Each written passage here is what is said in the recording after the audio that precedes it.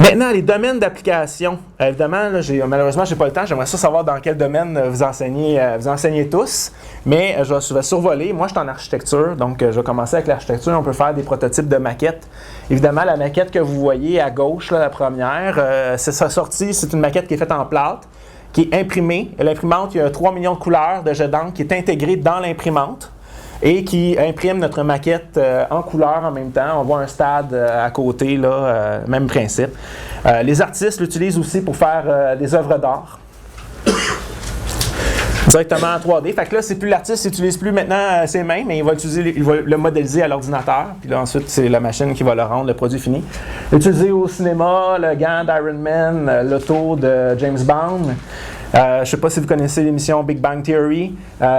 Howard s'est imprimé une version de lui-même dans l'émission.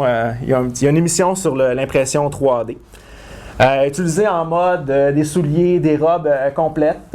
Si vous voulez aller voir sur Internet, vous tapez 3D Dress, 3D Print Dress. Il y a des photos plus explicites que celle-là. C'est très intéressant comme prototype à regarder. Bijoux. Donc, les bagues, les bijoutiers utilisent beaucoup cette technologie-là pour imprimer surtout les bagues, je dirais, mais n'importe quelle sorte de bijoux. En automobile, prototype automobile, celui de droite, entièrement imprimé en 3 dimensions. Malheureusement, la prochaine catégorie, l'impression 3D a ouvert une porte, puis cette porte-là fait que ça peut freiner l'impression 3D. C'est l'impression d'arme à feu. Il y a des plans qui circulaient sur Internet pour imprimer un arme à feu. Avec l'imprimante qui est ici, on pourrait imprimer un arme à feu fonctionnelle, non détectable dans les détecteurs de métaux. Donc, passer dans les aéroports et tout. Ça, c'est l'aspect négatif, malheureusement, aujourd'hui. Le gouvernement américain il a prohibé les plans de cette arme à feu-là, puis de n'importe quelle arme à feu qui va être dessinée en 3D, sous peine d'emprisonnement à vie.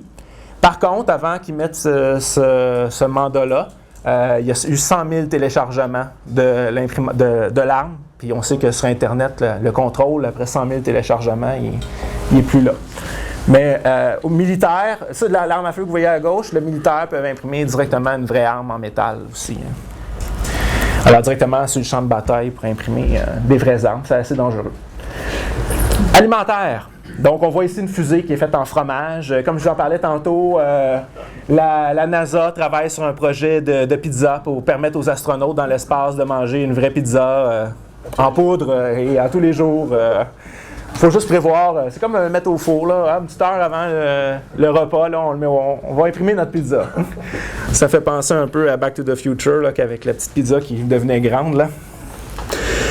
En recherche, à la photo de gauche, en haut, vous voyez les tissus d'un cœur humain en battement, donc les tissus de surface. À droite, un assemblage moléculaire d'une cellule. En aéronautique, évidemment, des turbines. On parle encore là de prototypes. On ne parle pas encore aujourd'hui de production. On ne produira pas encore aujourd'hui un avion complet fabriqué en 3D, mais on va parler des matériaux de plancher. On peut fabriquer des matériaux plus solides que ceux qui sortiraient dans un moule. Parce qu'on peut aller prévoir des supports d'ancrage à des endroits où le moule ne permettrait pas de le faire. Électronique, on voit ici là, une guitare ou des plaques électroniques. Est-ce que c'est conducteur? Y a-t-il des matériaux conducteurs? Il y a des matériaux conducteurs et des matériaux non conducteurs. Aujourd'hui, c'est tout récent, les matériaux conducteurs. Ben, c'est comme exemple le cuivre. On peut imprimer en cuivre, qui est un matériau conducteur. Il faut la machine qu'on suppose. Oui, exactement. Il faut la machine. Fait qu'on pourrait imprimer une vraie plaque électronique, le plastique et les matériaux conducteurs. Puis peut-être les résistances un jour, à même les résistances. Pourquoi pas? Combiner tous les deux dans la même machine, là, c'est une plaque. Oui, exactement. Directement une plaque fonctionnelle pour remplacer une pièce d'équipement électronique à la maison. Fait que je pense à la compagnie Samsung, tu as une télé qui maintenant ne vaut pas la peine d'être réparée. Ça coûte plus cher que d'en acheter une neuve, mais si il manque une pièce en particulier, ils pourraient mettre sur leur site web la pièce. Tu le télécharges, tu l'imprimes, tu la remplaces. Est-ce que ça serait utopique de penser que d'un avenir peut-être lointain, là, on pourrait imprimer un produit fini de divers matériaux? Ton exemple d'avion me marque un peu. C'est-à-dire qu'on pourrait imprimer un avion au complet. Bien, ça prendrait, présentement, les imprimantes, là, il y a des limites au format.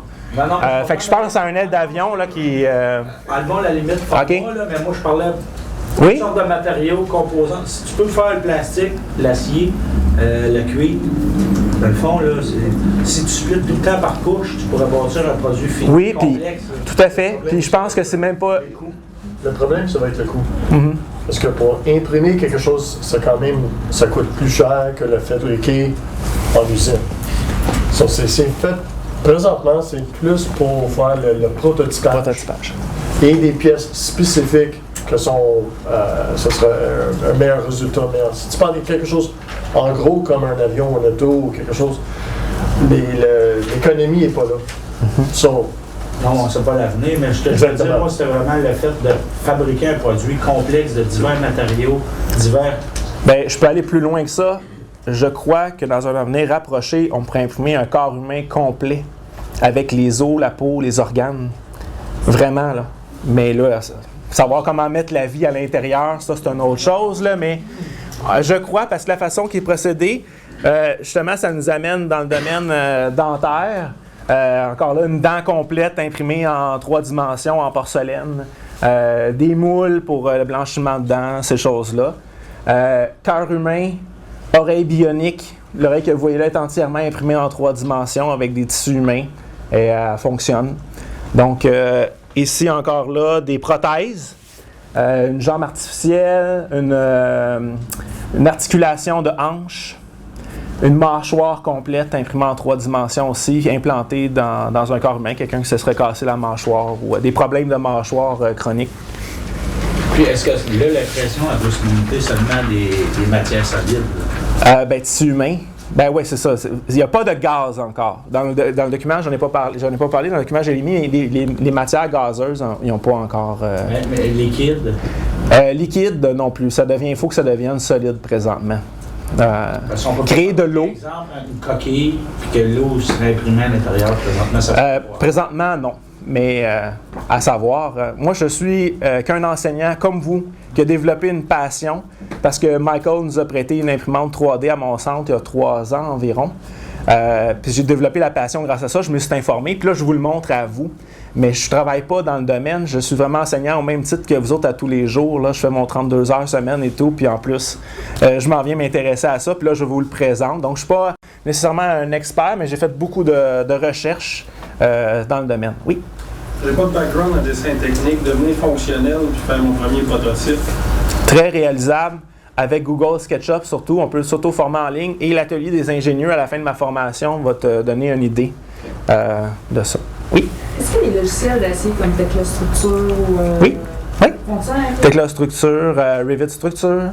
Ouais. On exporte en fichier STL, on imprime. C'est juste que il ne faut pas penser pouvoir imprimer n'importe quoi. Il faut être capable de prévoir ce que l'imprimante va faire. Il faut connaître l'imprimante pour créer la pièce en conséquence. Exemple. La clé à molette ici, j'ai voulu l'imprimer au début en plus petit échantillon. Beaucoup plus petit. Je l'ai imprimé comme ça. Mais là, elle est non fonctionnelle. Pourquoi? Parce que les espaces entre l'engrenage et les pièces mobiles étaient trop rapprochés. Je n'ai pas modifié le fichier d'origine. J'ai juste fait un scale, une réduction de la pièce. Ça ne bouge plus. Tout est soudé ensemble. J'ai juste pris la même pièce, qui est une pièce par défaut dans l'imprimante 3D. J'ai juste réduit à 80% de sa taille, puis elle ne fonctionne pas. Donc, il faut être capable de concevoir une pièce, puis de prévoir les espaces requis entre chacun des éléments si on veut qu'elle fonctionne. Ça va être une question de résolution encore là, si tu tombais à 1200? Peut-être qu'à 1200, c'est sûr que là, peut-être qu'elle ne serait même pas soudée. Mais encore là, il faut prévoir quand même un minimum d'espace. Puis là, le minimum d'espace, 100 points par pouce. Fait qu'il faut que j'en laisse au moins 4-5 points par pouce. Pas juste on parle de 10 millièmes environ entre les pièces pour être sûr que ça bouge. Pas juste la résolution, mais aussi les propriétés du matériel aussi. Oui, parce qu'il y a beaucoup qui prennent de l'élasticité, qui se rétrécit. Tout ça rentre en ligne de compte. Oui. Le logiciel va te dire à un moment donné? Non, malheureusement. Non, malheureusement. Non, c'est très artistique un petit peu là, dans ce sens-là. Le logiciel, il ne te le dit pas encore que ça va se souder, rendu au produit fini. Même un produit que je vais vous montrer, je ne l'ai pas apporté avec moi, il est trop fragile, puis ma pièce était toute bien dessinée, puis quand je l'ai imprimé, au lieu d'imprimer une bosse, il a imprimé un trou. À la place, lui, il a vu un trou. Alors, tout simplement, là, ça ne se tient pas en un seul morceau encore.